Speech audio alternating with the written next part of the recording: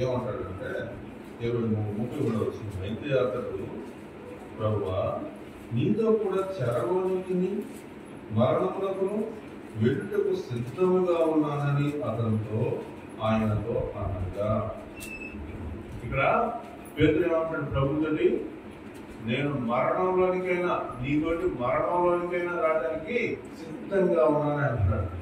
సిద్ధంగా ఉన్నాను అంటున్నాడు. ముందు జరగండి, కొత్త జరగండి. ఎక్కడ కాదు చెప్పండి. మరణం దాకా సిద్ధంగా ఉన్నాను అంటాడు. అప్పుడు ప్రభు ఏమన్నాడు? ఆయన పేతురు, నీవు నన్ను ఎరుగనని ముమ్మారు చెప్పు వరకు నేడు కోడి కూయదని నీతో చెప్తున్నాను నేను.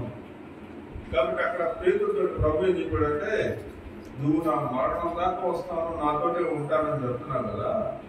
కానీ ఈరోజు ఈ రాత్రి కోడి కూయక మునిపే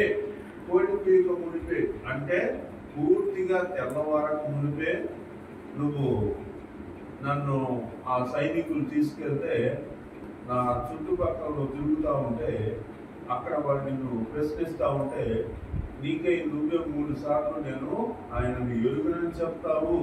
ప్రభువే చెప్తున్నాడు. బాప్తిసం పొందిన తర్వాత చొచ్చులకుండా ఉంటారంటే తప్పకుండా చొచ్చులుతారు, తప్పకుండా గాలి తప్పుతారు, తప్పకుండా విశ్వాసంలో నుంచి పడిపోతారు అన్నాడు. కానీ అక్కడ నుంచి మళ్ళీ ఆయన పైకి లేపుతాడు. అర్థమైందా? పడిపోతాం కానీ అక్కడ నుంచి ఆయన మనల్ని ఏం చేస్తాడో పైకి లేపుతాడు. ఆయన మనం పడిపోతే పైకి ఎట్లా లేపుతాడు అంటే ముందు ఆయన శోధింపబడ్డాడు కాబట్టి. మనం ఎక్కడైతే విశ్వాసం నుంచి తప్పిపోయి పడిపోతామో ఈ తప్పిపోయి పడిపోయినటువంటి వాళ్ళని మరలా ఆయన పైకి లేపాలి అంటే ఆయన దానిని అనుభవించి ఉన్న వాడై ఉండాలి. అంతే కదా. మనల్ని మన పాపం నుంచి విడిపించడానికి ఆయన ఏం చేశాడు? మరణ వేదన అనుభవించాడు. ఆయన పొందిన దెబ్బల వలన మనం ఏమవుతున్నాం? స్వస్థతను అందుతున్నాం. ఆయన దెబ్బలు పొందలేదనుకోండి మనకు స్వస్థత లేదు. ఆయనకి దెబ్బ తగ్గలేదనుకోండి మనకు పాప క్షమాపణ లేదు. కాబట్టి ఇక్కడ మనం ఏమర్థం చేసుకుంటున్నామంటే బాప్తిసం పొందినటువంటి వాళ్ళు పడిపోతే వాళ్ళని పైకి లేవనెత్తడానికి దేవుడు సిద్ధంగా ఉన్నాడు. పడిపోకుండా ఉంటాడా? ఎవరైనా పడిపోవాల్సిందే.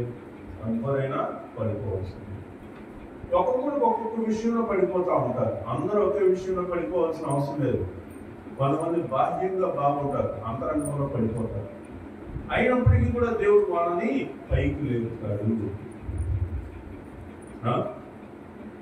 పేతురుని మళ్ళీ ఇంకో చోట ఉదాహరణలో తీసుకోండి. ఈసారి ఉదాహరణ మీరు చెప్పండి. నేను నీ దాసుని అయితే, నేను నీ శిష్యుని అయితే, రక్షింపబడిన వాడిని అయితే, నేను కనుక నీలో నిలబడిన వాడిని అయితే, నీవు నీళ్ళ మీద నిలబడి నేను రెడ్ స్టార్టర్, నువ్వు నెట్స్ వచ్చావు ఇప్పుడు అక్కడ నేను కూడా నీ దగ్గర నెట్ స్టార్టర్ నాకు శక్తి తెచ్చుకున్నాను. అప్పుడు నెట్స్ రమ్మనగానే పేతురు ఏం చేశాడు?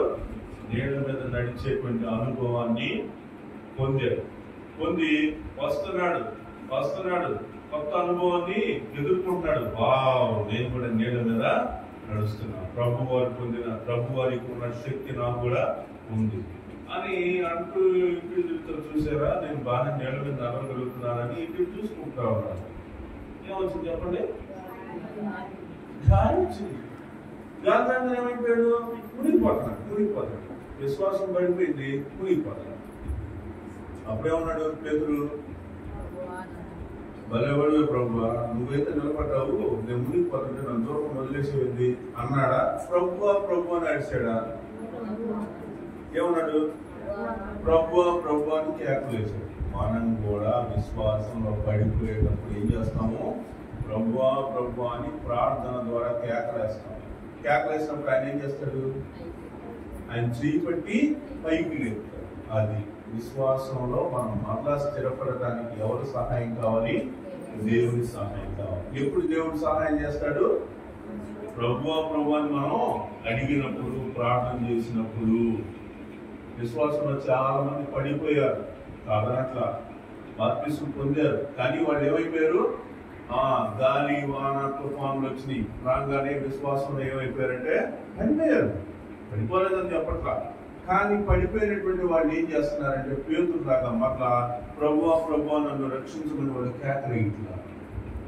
వాళ్ళు కేకలు వేయట్లేదు కాబట్టి ఏమైంది? ప్రభు వాళ్ళు పైకి లేపట్ల. ప్రభు మమ్మల్ని రక్షించమని, మా విశ్వాసంలో మమ్మల్ని స్థిరపరచమని మళ్ళీ వాళ్ళు ఎప్పుడైతే అడుగుతారో అప్పుడు దేవుడు ఏం చేస్తాడు? ప్రభు మళ్ళీ ఏం చేస్తాడు? వాళ్ళ పైకి లేపుతాడు.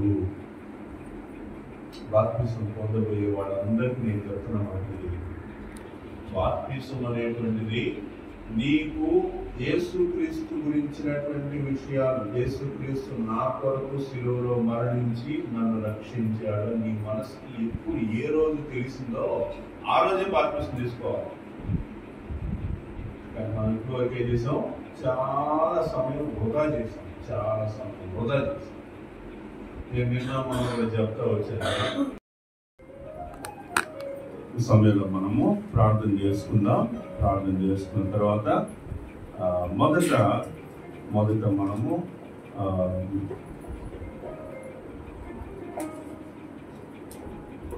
అదేముంది అల్లోకం పట్టడానికి వెనక ముందు మొదట మనం శృతితోటి ప్రారంభిద్దాం.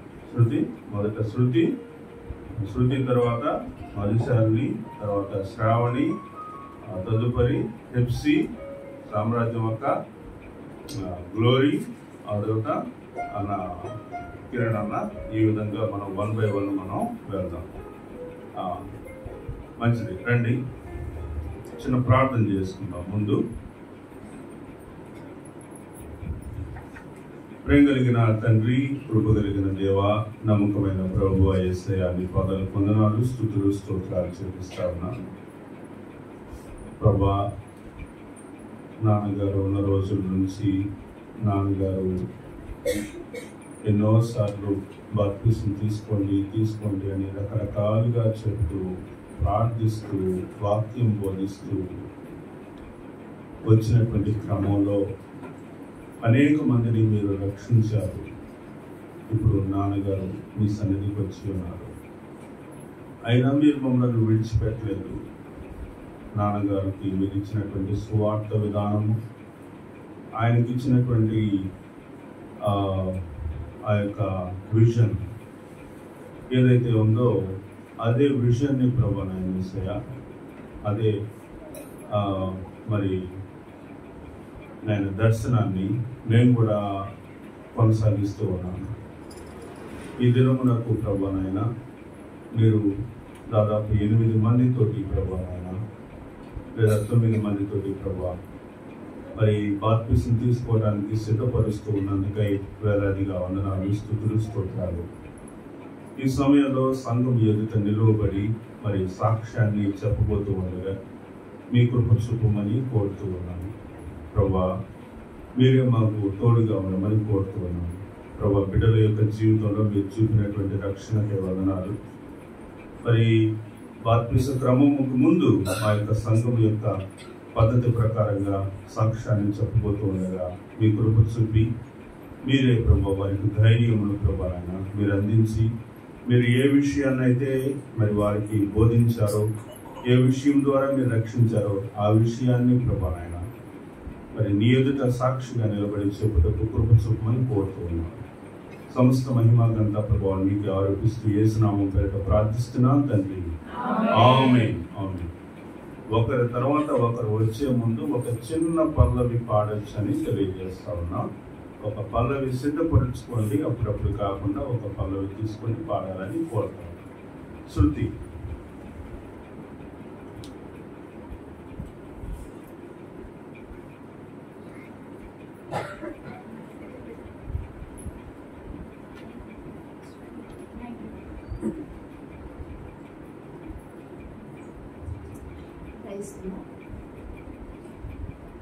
సంవత్సరందరికీ యేసు ప్రభువు నామంలో వందనాలు తెలియజేస్తున్నాను.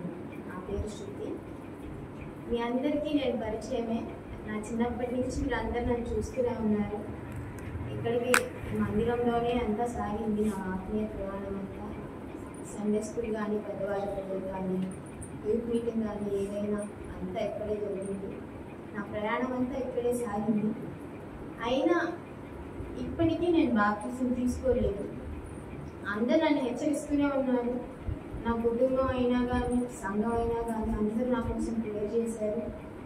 నేను సాక్ష్యం తీసుకోవచ్చు కదమ్మా, ఎందుకు తీసుకోవట్లేదు, దేనికి భయపడుతూనే ఉంది అని అందరూ నన్ను అడుగుతూనే ఉన్నారు, చెప్తూనే ఉన్నారు. తీసుకోమ్మా, ఇదో ఏముంది, దేనికి భయపడుతున్నావు అని అడుగుతూనే ఉన్నారు, ప్రేయర్ చేస్తూనే ఉన్నారు. అప్పటికి నేను అసలు మారలేదు, అలాగే ఉన్నా. తీసుకుంటాను నాని వాళ్ళు చెప్తున్నారు, ఎందుకు తీసుకోవట్లేదమ్మా నువ్వు, కారణం ఏంటి అని అడుగుతున్నారు. కానీ నేను మాత్రం తీసుకుంటానమ్మా. సారనాయనమ్మ కానీ మా ఇంట్లో నానమ్మ ఏదైనా నేను ఏది నమ్ముతానంటే మనిషిగా మనం ఎదిగేటప్పుడు ఫస్ట్ మన మైండ్ సెట్ మారాలన్నా ఏది చేయాలన్నా మన ఫ్యామిలీ ఫస్ట్ మనకి ఉంటుంది. నా విషయంలో కూడా అంతే. నా కుటుంబం, మా నాన్నమ్మ చేసే ప్రేయర్ నా ముందే చేస్తూ ఉంటారు నా కోసం. అమ్మాయి రక్షణ తీసుకోవాలి, మారు మనసు పొందాలి అని నా గురించి చెప్తానే ఉంటారు. కానీ నేను ఎప్పుడు అంటే చెప్పేదాన్ని తీసుకుంటాను అనేదాన్ని, కానీ దాని గురించి నేను ఏమీ పెద్దగా ఆలోచించేదాన్ని కాదు. అవి అంత చెప్తున్నా కానీ చెప్పేదాన్ని తీసుకుంటానమ్మా అన్నట్టు. ఇంకా ఫ్రైడే ప్రేయర్ ఉండేది మనకి, ప్రేయర్ సెల్. అందరి కుటుంబ అవసరతల కోసం మనం ప్రార్థన చేసేవాళ్ళం. ఆ ప్రేయర్ పేపర్ కూడా నా చేత రాయించేవాళ్ళు. శృతి మారు మనసు రక్షణ అని నా చేత రాయించారు. ఇన్ని సంవత్సరాల నుంచి నేను రాస్తున్నా కానీ అది రాస్తున్నా నేనే రాస్తున్నా అని చెప్తుంటే, కానీ నేను దాన్ని ఏమాత్రం మనసులోకి తీసుకోలేదు. ఎందుకని ఆవిడ కష్టపడుతున్నారని నాకు తెలుసు, కానీ నేను దాన్ని మనసులోకి తీసుకోలేదు అసలుకి. ఆవిడ ప్రేయర్ చేస్తూనే ఉంటారు, ప్రతిరోజు చేస్తూనే ఉంటారు, నా పిల్లలు మారు మనసు పొందాలి, నా ఇంట్లో రక్షణ రావాలి అని. ఇంకా సంఘంలో అంటే ఇంకా అమ్మ కానీ నాన్న కానీ సపోర్ట్ కానీ. అమ్మ ఇంకా నన్ను చర్చిలో బాగా అంటే పాస్టర్ గారికి చాలా బాండ్ ఉండేది. అమ్మ ప్రతి ఎగ్జామ్కి నేను ఎగ్జామ్ రాయాలన్నా ఏం చేయాలన్నా నా స్కూల్స్లో ఎడ్యుకేషన్ దేంట్లో అయినా కానీ పాస్టర్ గారి దగ్గర తీసుకెళ్ళి ప్రేయర్ చేయించేవాడు. దేనికైనా కానీ అలాగ బాండ్ ఉండేది. ఇంకా పాస్టర్ గారు లాంటి ఒక వ్యక్తిని మనం ఎప్పటికి చూడమేమో అనిపిస్తుంది నాకు స్వతహాగా. ఎందుకు అంటే ఒక మనిషి, ఒక సంఘ కాపరి అన్న వాళ్ళు క్రమశిక్షణగా ఉంటారు, ఆత్మీయతగా ఉంటారు. కానీ తను ఏంటంటే ఎంత గొప్ప నాలెడ్జ్ ఉంది, దానికి మించిన ప్రేమ ఉంది. మనం ఎప్పుడైనా మన రక్త సంబంధం కాని వాళ్ళ కోసం ఏడుస్తామా? నేను చాలా తక్కువ చూసినానేమో, నేను అసలు చూడలేదు. కానీ పాస్టర్ గారు మాత్రం కన్నీరు పెడతారు మన కోసం. మనం మాట్లాడినప్పుడు, మన బాధలు ఏదైనా చెప్పినప్పుడు, అది నేను స్వయంగా ఫీల్ అయిన విషయం అది పాస్టర్ గారి విషయంలో. ఇంకా చిన్నప్పటి నుంచి మన చర్చిలో చాలా దేవుడి గురించి చాలా క్రమశిక్షణ అనేది మనకు ఉంది. ఎందుకంటే ఖచ్చితంగా ప్రేయర్ చేసుకోవాలి, బైబిల్ చదువుకోవాలి. ఇది మాత్రం మనకు నేర్పిస్తారు ఇక్కడ. నేను నేర్చుకున్నాను ఇక్కడ. అలాగా నేను ప్రేయర్ చేసుకోవడంలో కానీ వాక్యం చదువుకోవడంలో కానీ ప్రతిరోజు ఆయనతో నేను మాట్లాడుతూనే ఉన్నా, సహవాసం చేస్తూనే ఉన్నప్పటికీ నేను ఇంకా ఆ నిర్ణయం అనేది ఎందుకు తీసుకోలేదు అంటే ఒక భయం ఉండిపోయింది నాలో.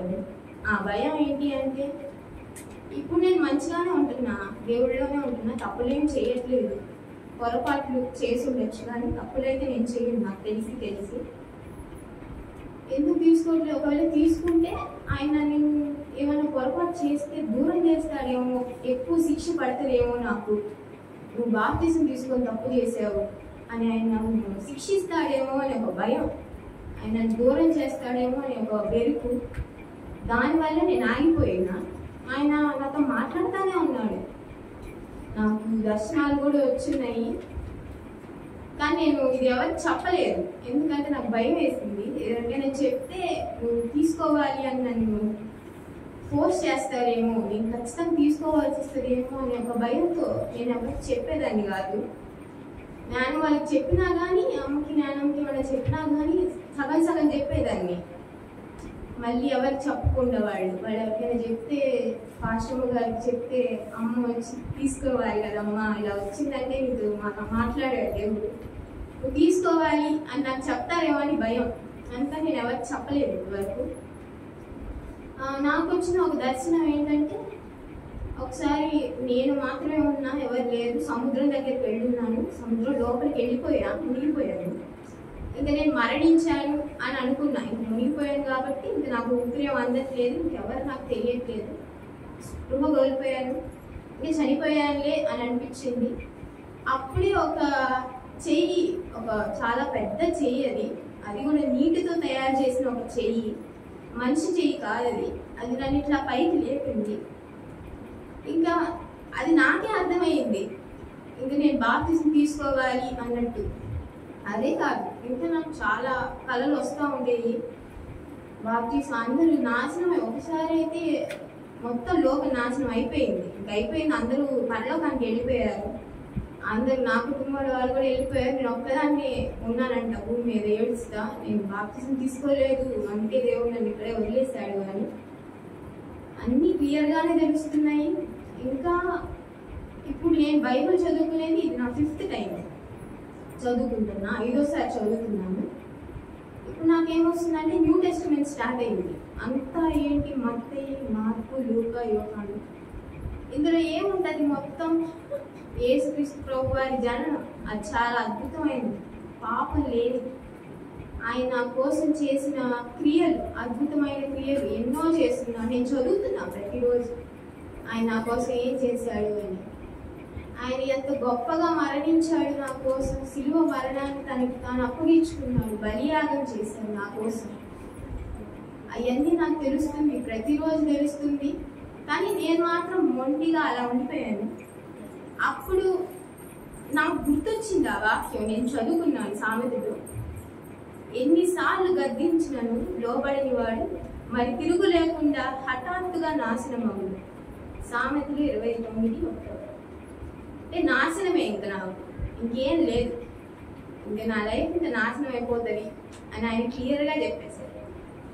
నువ్వు మాత్రం వినకపోతే, ఇన్నిసార్లు చెప్తున్నాను, ప్రతిరోజు నీతో మాట్లాడుతున్నా, అమ్మ వాళ్ళు చెప్తున్నారు, నాన్నమ్మ వాళ్ళు చెప్తున్నారు, అత్తమ్మ వాళ్ళు చెప్తున్నారు, చర్చ్లో సంఘస్థులు అందరూ నా కోసం ప్రేయర్ చేస్తున్నారు, అక్క వాళ్ళు, స్వాతక్క, రత్నక్క చెప్తూనే ఉన్నారు, పాశ్రమంగా కలిసినక్కల్లా చెప్తున్నారు ఎందుకు తీసుకోవట్లేదు అని.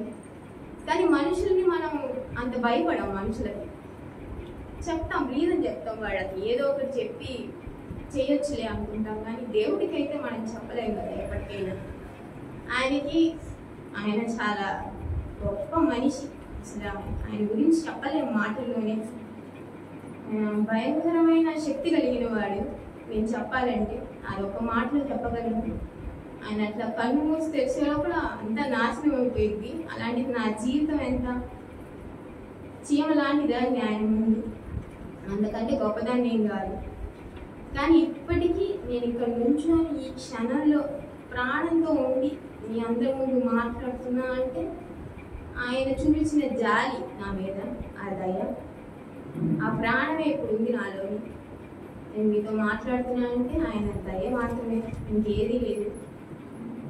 ఇంతకంటే అసలుకి ఇంకేమన్నా కృప ఉండిద్దా?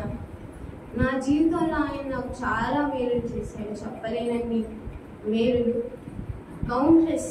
అవన్నీ లెక్క లేదు అసలుకి, ఎన్ని లెక్క పెట్టలేను. నా కుటుంబం అయితే ఏమి, అంత మంచి కుటుంబం నాకు దొరికింది. నా చదువుల్లో కానీ ఎందులో అయినా ఆయన నన్ను బెస్ట్గా ఉంచారు, అందరికంటే ప్రత్యేకంగా. అంతమంది మధ్యలో మా క్లాస్లో కానీ ఎక్కడైనా ఆయన చాలా ప్రత్యేకంగా ఉంచాడు. ప్రతి విషయంలోనూ ఎక్కడ నన్ను తక్కువ చేయలేదు, ఎక్కడ. చాలా సపోర్టివ్ పేరెంట్స్ ఉన్నారు నా కోసం, అందరూ ప్రేయర్ చేసే మా నాన్నమ్మ వాళ్ళు అందరూ ఉన్నారు, అందరు చెప్తారు నాకు మంచిగా. ఇంత మంచి సంఘం ఉంది నాకు, నా గురించి ప్రేయర్ చేశారు అందరూ నా కోసం. దానికి చాలా కృతజ్ఞతలు మీకు, నా గురించి ప్రేయర్ చేసినందుకు. ఎందుకంటే నాకు ఇంకొక అవకాశం దొరకదేమో అని అనిపించింది. ఇంకా ఫైనల్గా ఇంకొక అవకాశం దొరకదు, ఇంకా ఆయన ఇవ్వరేమో నాకు. ఇన్ని అవకాశాలు ఇచ్చినా త్రోసిపుస్తానే ఉన్నాను, కానీ ఆయన ఇస్తూనే ఉన్నాడు. కానీ ఇంకనైనా నేను మారాలి కదా. ఆయన నా కోసం అంత బలియాగం చేసి నా కోసం మరణించారు. అలాంటప్పుడు నేను తిరిగి ఆయన కోసం జన్మించలేనా నీటి ద్వారా అని అనిపించింది నాకు. ఇది నా చిన్న సాక్ష్యం. చివరిగా ఒక మాట చదువుదాం అనుకుంటున్నా. ఒకడు నీటి మూలముగా గాను ఆత్మ మూలముగాను జన్మించితేనే గాని దేవుని రాజ్యంలో ప్రవేశింపలేడని మీతో నిశ్చయంగా చెప్తున్నాను. నేను ఆయన రాజ్యంలో ఉండాలి మీ అందరితో పాటు అని అనుకుంటున్నాను. కాబట్టి మీరందరూ నా కోసం ప్రేయర్ చేయండి. ఈరోజు ఎలా అయితే ఆయన కోసం నిలబడి మాట్లాడుతున్నాను, ఇదే ధైర్యాన్ని నేను బాప్తిసం తీసుకున్న తర్వాత కూడా ఎన్ని ఒడిదుడుకులు వచ్చినా ఇలాగే నిలబడి ఆయన కోసం సాక్షిగా నేను ఇక్కడ నుంచి మాట్లాడాలి అనే దానికోసం మీరందరూ నా కోసం ప్రేయర్ చేయండి అని మిమ్మల్ని అందరినీ వేడుకుంటున్నాను. నా కుటుంబాన్ని గురించి కూడా మీ అనుదిన ప్రార్థనలు గుర్తు చేసుకోండి. సమయం ఇచ్చిన పాస్టర్ గారికి, సంఘం అంతటికి నా వందనాలు.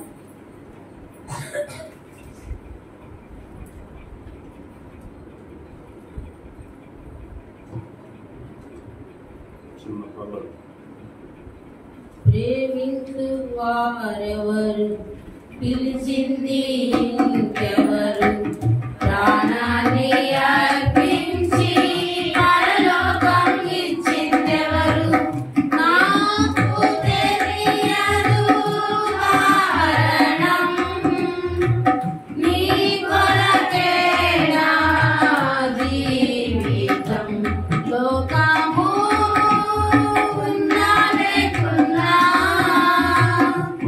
యేసునే వెన్నంటి పోతున్నా, నేను తిరుగుటలేదన్నాడు.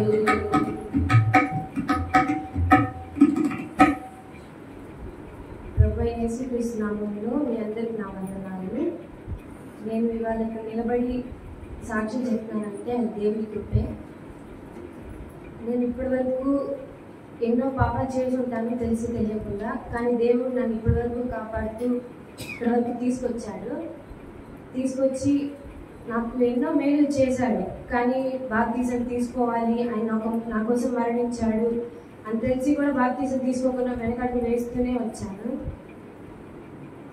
కానీ దేవుడు నన్ను ప్రేమించి నేను చిన్నప్పటి నుంచి ఈ చర్చికి వస్తూనే ఉన్నాను. సండే స్కూల్కి వచ్చేదాన్ని, అక్క వాళ్ళు చెప్పే వాక్యం వినేదాన్ని. కానీ బాప్తిజం తీసుకోవాలి, మారు మనసు పొందాలి అనే ఆలోచన వచ్చేది కాదు.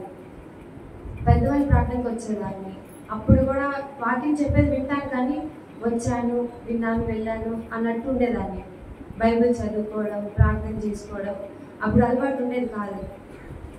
కానీ తర్వాత స్వాతక్క ఇంకా ఫోన్ చేసి యూత్ మీటింగ్కి రావాలి, మీరు ఎదుగుతున్నారు కదా, యూత్ మీటింగ్కి వచ్చి యూత్ మీటింగ్లో వాక్యం వినండి అని చెప్తూ ఉండేది. కొన్నాళ్ళు రాలేదు, కానీ తర్వాత నుంచి ఇంకా చిన్నగా అలవాటు చేసుకున్నాం రావడానికి. అలవాటు చేసుకొని ఇంకా వచ్చి అక్క చెప్పే వాక్యం వింటుండేవాళ్ళం.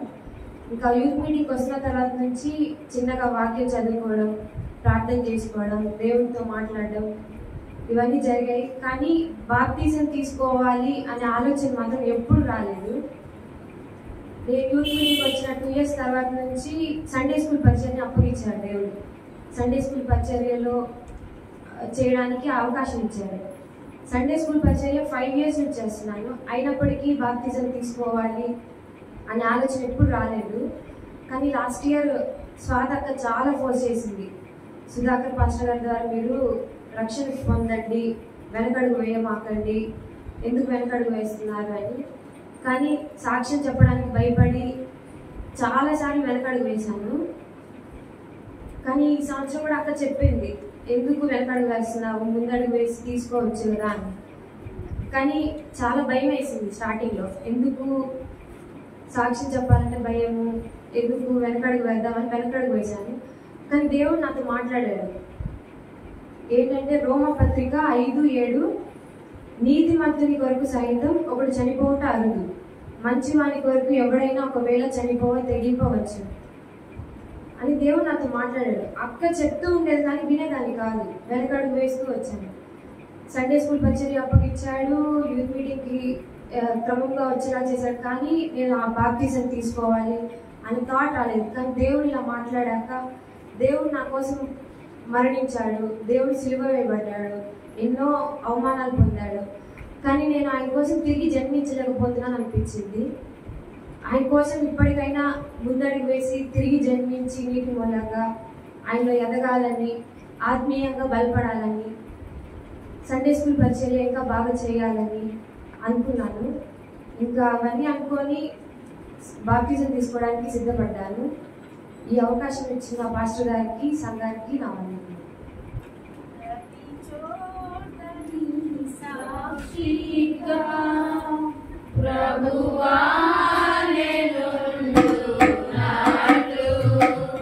ప్రతి చోట నీ సాక్షిగా ప్రభువా నేనుండునాడు,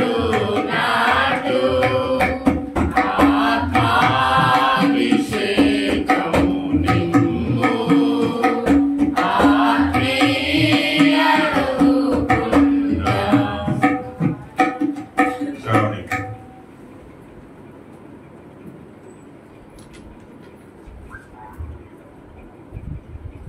ప్రభువా యేసుక్రీస్తు నామములో మీ అందరికీ నా వందనాలు.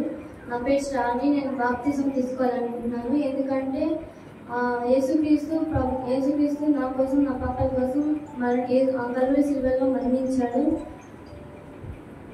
నేను చిన్నప్పటి నుంచి సండే స్కూల్కి వచ్చేదాన్ని, కానీ బైబిల్ చదువుకోవడం, ప్రేయర్ చేసుకోవడం అలవాటు ఉండేది కాదు. కానీ కొన్ని సంవత్సరాల తర్వాత స్వాతంత్ర యూత్ మీటింగ్కి రండి అని ఫోన్ చేసేది ప్రతి వారం. అలా యూత్ మీటింగ్కి రావడం అలవాటు అయింది. తర్వాత యూత్ మీటింగ్కి వస్తున్నాం కానీ ప్రేయర్ చేసుకోవడం, బైబిల్ చదువుకోవడం అలవాటు అయింది. నేను 10th క్లాస్ చదువుతున్నప్పుడు నాకు హెల్త్ ఇష్యూ వచ్చింది. ఆ హెల్త్ ఇష్యూలో దేవుడు నాకు ఎంతగానో తోడైనాడు. నేను చాలా మంది సఫర్ అయ్యాను. నేను సరిగ్గా స్కూల్కి వెళ్ళేదాన్ని కాదు, వెళ్ళినా కానీ మళ్ళీ వచ్చేసేదాన్ని ఇంటికి. అలాగా నాకు దేవుడు ఎంతగానో తోడై ఉన్నాడు. నన్ను స్వస్థపరిచాడు. అతడు పొందిన దెబ్బల చేత మనకు స్వస్థత కలుగుచున్నది. నేను నీకు ఆరోగ్యం కలుగచేసేదను, నీ గాయములను మాన్పేదను. ఇదే యెహోవా వాక్కు. దేవుడు సెలవిచ్చిన దాని ప్రకారమే నా యొక్క జీవితంలో కూడా నేను పట్టిన బాధ నుంచి నాకు విడుదల కలుగు చేశారు. 2022లో డిసెంబర్ నెలలో మా ఇంట్లో శిలబిడ్డ పెట్టుకున్నాము. అయితే ఆ మీటింగ్లో 7 ప్రార్థన చేశారు. ఆ రోజు దేవుడు 7 ప్రార్థన ఆలకించి నాకు స్వస్థతనిచ్చాడు. అప్పటి నుంచి నాకు ఇంకేం లేదు. నేను బాగా స్కూల్కి వెళ్ళేదాన్ని. ఇలాగ అమ్మతో ఒకరోజు అమ్మతో దేవుడు ఇలా మాట్లాడాడు, నేను నీ బిడ్డని నీకు మళ్ళీ ఇస్తున్నాను అని.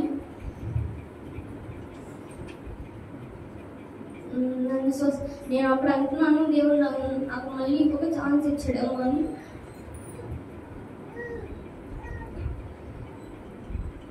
నన్ను స్వస్థపరిచిన దేవునిలో నేను ఇంకా ఎదగాలని అనుకుంటున్నాను, ఆత్మీయంగా జీవించాలని అనుకుంటున్నాను.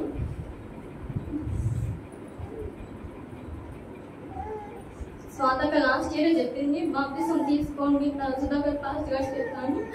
కానీ నేను ఇంకా వెనకడుగు వేస్తూనే లోకంలో జీవిస్తూనే ఉన్నాను. దేవుడు నాతో ఇలా మాట్లాడాడు, యేసు ప్రభువా నీ నోటితో ఒప్పుకొని దేవుడు మృతులలో నుండి ఆయనను లేపినని, నీ హృదయమందు విశ్వసించినట్టుగా నీవు రక్షింపబడదు అని. నేను నిజంగా ఆయన యేసుక్రీస్తే నిజమైన దేవుడని నేను నమ్ముతున్నాను. బలహీనరాలైన నేను మార్మన్స్ పొంది బాప్తిజం తీసుకోవాలనుకుంటున్నాను. ఈ సమయం ఇచ్చిన పాస్టర్ గారికి, నాకు సంఘం అందరికీ వందనాలు.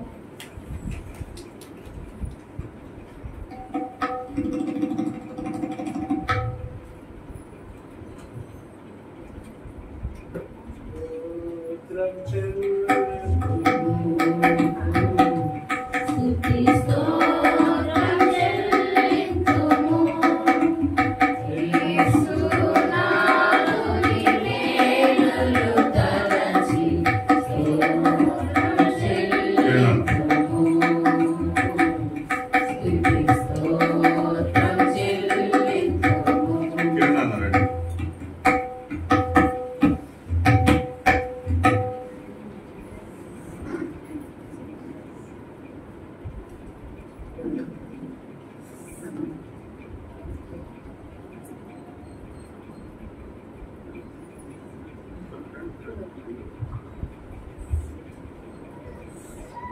సంఘ కాపరికి సంఘమంతు దేవుని నామం పేరిట హృదయపూర్వక వందనాలు తెలుపుకుంటున్నాను. నా యొక్క సాక్ష్యము, నాకు ఆరోగ్యం బాగలేనప్పుడు ఇదే సంఘం ఎన్నో ఏడ్చుకుంటూ ప్రార్థన చేసిన సంఘం. దాని పాస్టర్ గారు ఉన్నప్పుడు ఎన్నోసార్లు ఇంటికి వచ్చి మరి బతిలాడేవారు, సంఘానికి వచ్చి బాప్తిసం తీసుకోవాలి. కానీ అప్పటితో నాకున్న లోకాశలతో శరీరాశలతోటి ఇంతటి ఘనమైన దేవుని రాజ్యములో ఇంత ఘనంగా ఉంటుంది అనేది తెలుసుకోలేకపోయాను. రీసెంట్గా నాకున్న సమస్యలను బట్టి కానీ లేదా హెల్త్ ప్రాబ్లమ్స్ని బట్టి కానీ దేవుడు నాకు చూపించిన ప్రత్యక్షను బట్టి యోహాను సువార్త 4వ అధ్యాయం 3వ వచనం, ఒకడు కొత్తగా జన్మించితేనే కానీ దేవుని మహిమ రాజ్యం చూడలేడు అనే దాని ద్వారా నాకు బయలుపరిచిన దాన్ని బట్టి నేను బాప్తిసం తీసుకొని దేవుని బిడ్డగా కొనసాగాలని చెప్పేసి నిర్ణయం తీసుకున్నాను. ఈ అవకాశం ఇచ్చిన సంఘం సంఘం కాబట్టి కృతజ్ఞతలు. సురక్తము ఎంతో శక్తి కలది, ప్రతి పాపము నుండి కడుగును.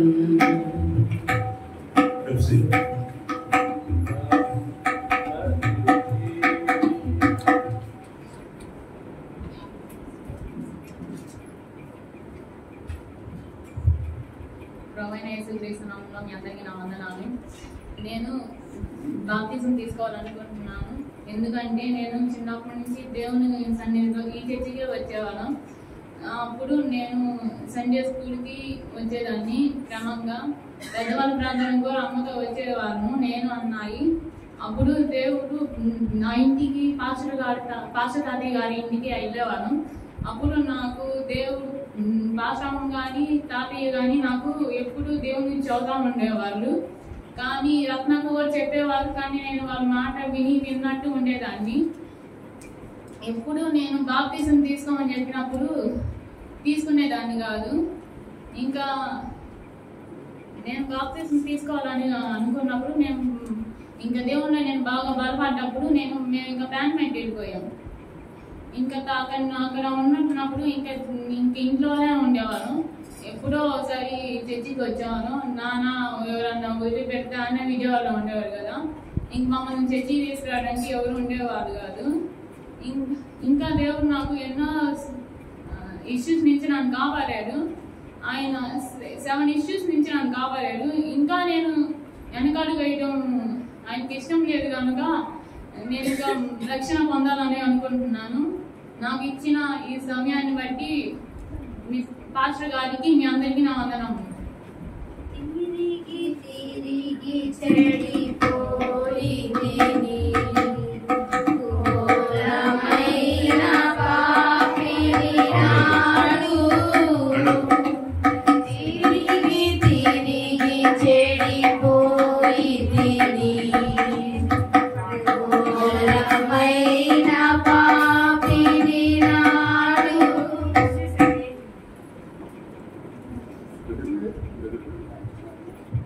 అందరికీ నా వందనాలు. నా పేరు సామ్రాజ్యం, మీ అందరికీ తెలిసిందే. కానీ నేను ఇంతవరకు రక్షింపబడలేకున్నాను. 2 సంవత్సరాల క్రితం చర్చికి వచ్చేదాన్ని, కానీ 2 సంవత్సరాల నుంచి కొన్ని అపవాదికుల వల్ల రాలేకపోయాను. కానీ ఇప్పుడు రక్షింపబడాలనుకుంటున్నాను. పాస్టర్ గారు ఒకరోజు నా కల్లో వచ్చారు. ఒక చిన్న లైటు మా వారికి అమెరికాలో ఎవరో ఒక చిన్న టార్చ్ లైట్ తెచ్చిచ్చారు. ఆ టార్చ్ లైటు పాస్టర్ గారు తీసుకొని ఆ వెలుగులో చిన్న లైటే కానీ చాలా వెలుగు. పాస్టర్ గారు ఏం వెలుగు వచ్చారు, పరలోకానికి వెళ్ళారేమో సుజా. పాస్టర్ గారు చిన్నగా ఉన్న చిన్న లైటే కానీ ఆ లైట్ తెచ్చిచ్చినప్పుడు నేను బాగా ఎగతాళి చేసేదాన్ని. అమెరికా నుంచి ఈ లైట్ అలా తెచ్చిచ్చారా అతను అని చెప్పేదాన్ని. కానీ ఆ లైట్లోనే అంత వెలుగుందని నేను అనుకోలేదు. కానీ సముద్రము పాస్టర్ గారు నేను ఉన్నాను. సముద్రం కానీ సముద్రం కాదు, తెల్లటి నీళ్లు. ఇక బాప్తీసానికి సిద్ధపడమ్మా అని చెప్పినట్టున్నారని సిద్ధపడ్డాను. కానీ ఇన్నాళ్ళు లేట్ అయ్యింది. నేను నా కోసం అందరూ ప్రార్థించండి. ఇప్పుడు కూడా ఎన్నో శోధనలు వచ్చాయి. అయినప్పటికీ ఈరోజు ఎన్నో తప్పించుకొని వచ్చాను. నా కోసం అందరూ ప్రార్థన చేస్తున్నందుకు అందరికి వందనాలు. ఘోర పాపినైనా నేను దూరిపోగా నీ ప్రేమతో నన్ను క్షమించి నన్ను హత్తుకున్నావయ్యా.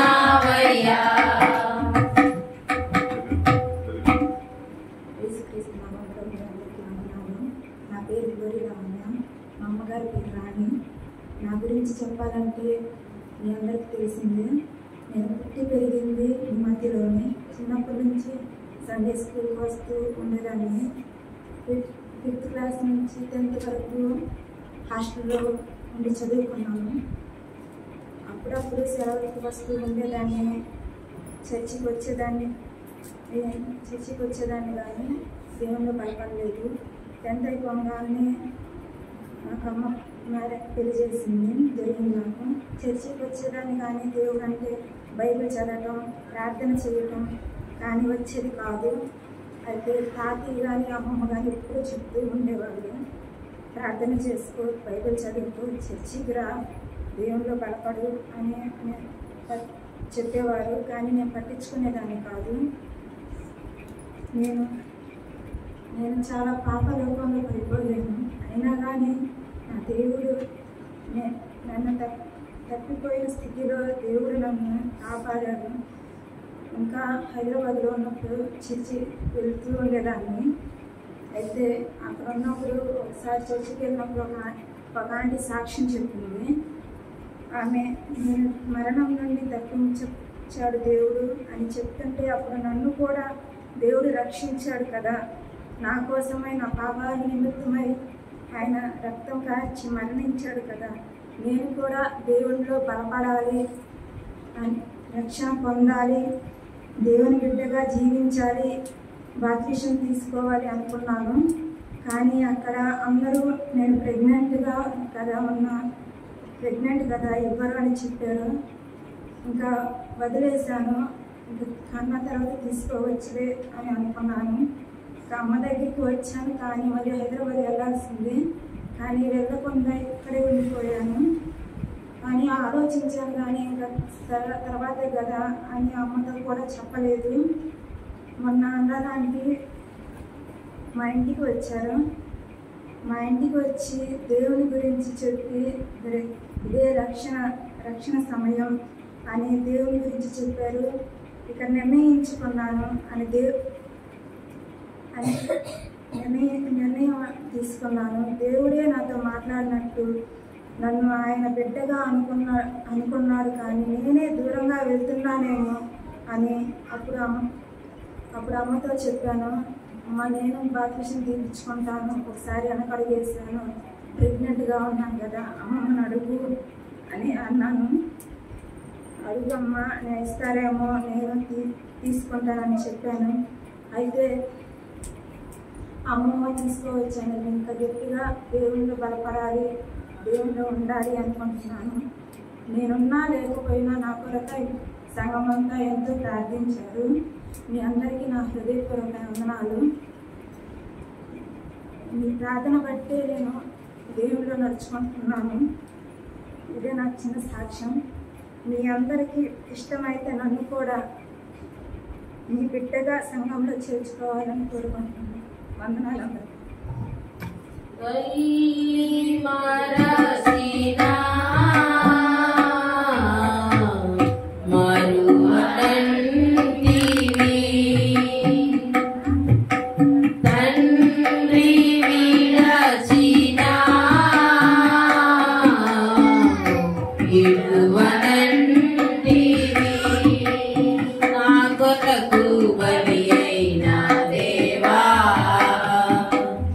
లేనెట్లు మరతునయ్యా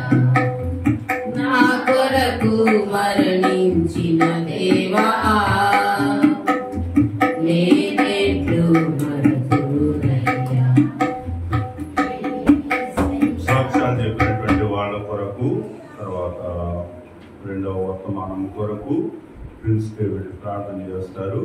తర్వాత రామకృష్ణ మనకి వాగ్దానం అందిస్తారు.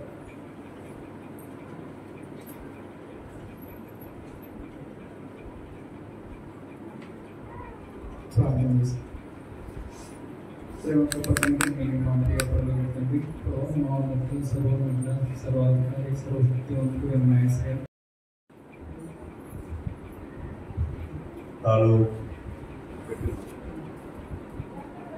మీ అందరి వందనాలు. ఈ సమయాన్ని ఇచ్చిన మిత్రానికి, అదేవిధంగా పాఠశాల అవకాశం వచ్చిన విజయం బాబు గారికి ఉన్నాను.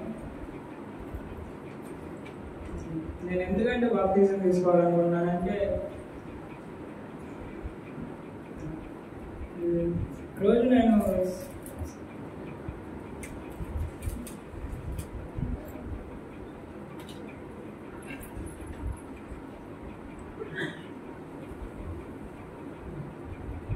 మూడు రోజుల నుంచి ఉపవాసం ఉండి రోజు దేవుని ప్రార్థన చేస్తా ఉంటాను. ఫస్ట్ ప్రతిసారి బాప్టిజం తీసుకోవాలని ముందుకు వస్తున్నా కానీ వెనక్కి వెళ్ళిపోతానే ఉన్నాను. కొన్నిసారి జస్టు జాస్పా వాళ్ళతో పాటే తీసుకోవాల్సినవన్నీ. ఆ టైం నా పేడకాలు పాము అనేది ప్రతిరోజు వస్తుంది అనమాట. ఇంకా భయంతో నేను ఆగిపోయేవాడిని. మళ్ళీ బాప్టిజం తీసుకుంటే దేవుళ్ళు అంతగా ఉండేవాడిని కాదేమో అనే భయం వచ్చేస్తూ ఉంటుంది. ఇంకా నా వల్ల కావట్లేదు, ఇంకా కష్టంలే బాప్టిజం అని అనుకున్నా.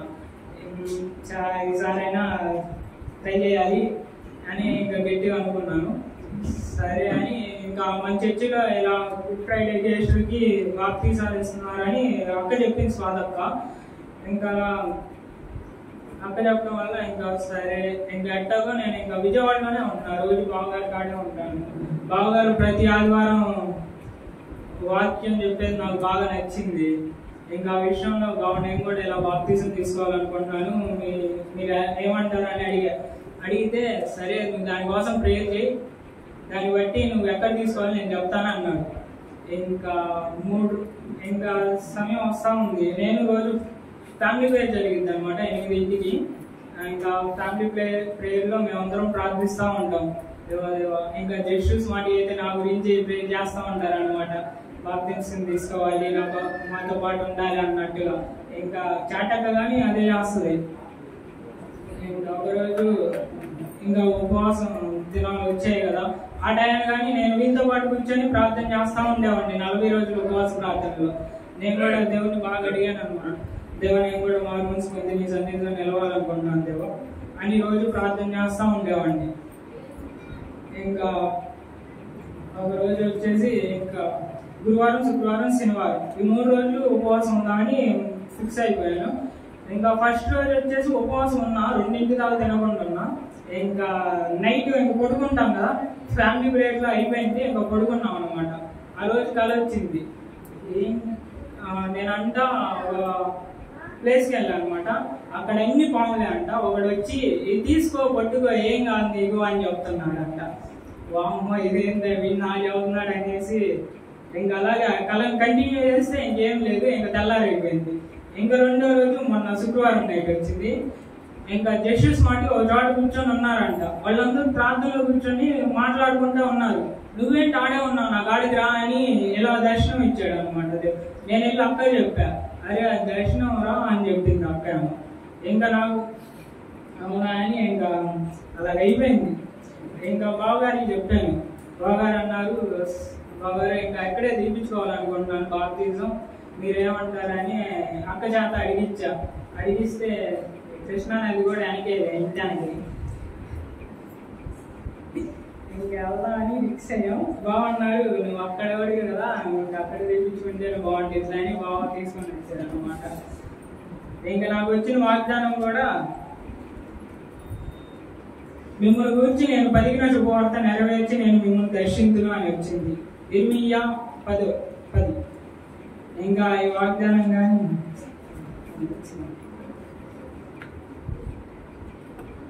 చిన్ని సాక్ష్యాన్ని చెప్పి మీ అందరితో పంచుకోవడానికి దేవుడు ఇచ్చిన చిన్ని కొద్ది సమయాన్ని బట్టి మీ అందరి వందనాలు. దేవునికి వందనాలు.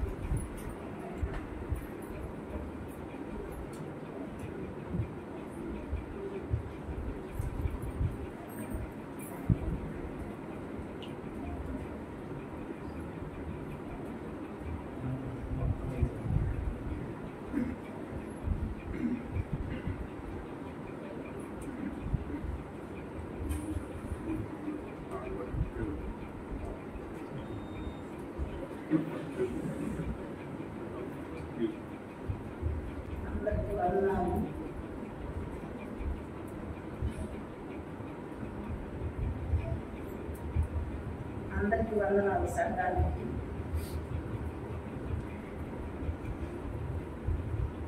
ఎన్నో కీడు నుండి తప్పించి మరి నా భర్తను బ్రతికించాడు. కొన్ని సంవత్సరాలుగా పాస్టర్ గారు ఈ సమయం కోసం అసలు ఎంత ప్రార్థన చేసిందో 2 గంటలకు పాస్టర్ గారు. అదేవిధంగా పాస్టర్ గారు ఎప్పుడు నువ్వెందుకయ్యా చర్చికి రావు, నేను ఏమైనా తప్పు చేస్తున్నానని ఎప్పుడు ఆ మాట అనేవాడు బయటికి వచ్చి. మరి అట్లా గౌరవించేవాడు కానీ ఎప్పుడు చర్చికి వచ్చేవాడు. పైపెచ్చి నన్ను కూడా చాలా ఆటంకపరుస్తూ ఉండేవాడు. అంటే వద్దనేవాడు కాదు, ఆ టైంలో బరిగొడ్డు ఉంటానా ఎప్పుడు ఆటంకంగానే ఉండేది. తర్వాత మరి బాగలేక చాలా ఇబ్బందులు పడి ఎన్నో అవంతరాలు వచ్చినప్పుడు దేవుడు బ్రతికించి, ముఖ్యంగా యాక్సిడెంట్ జరిగింది. బండి అంతా గుల్లగుల్ల అయిపోయింది కానీ తన పక్కన పడి మరి ఆ రోజు బ్రతికించాడు. మరి ఆపరేషన్లో కూడా దేవుడు కృప చూపించాడు.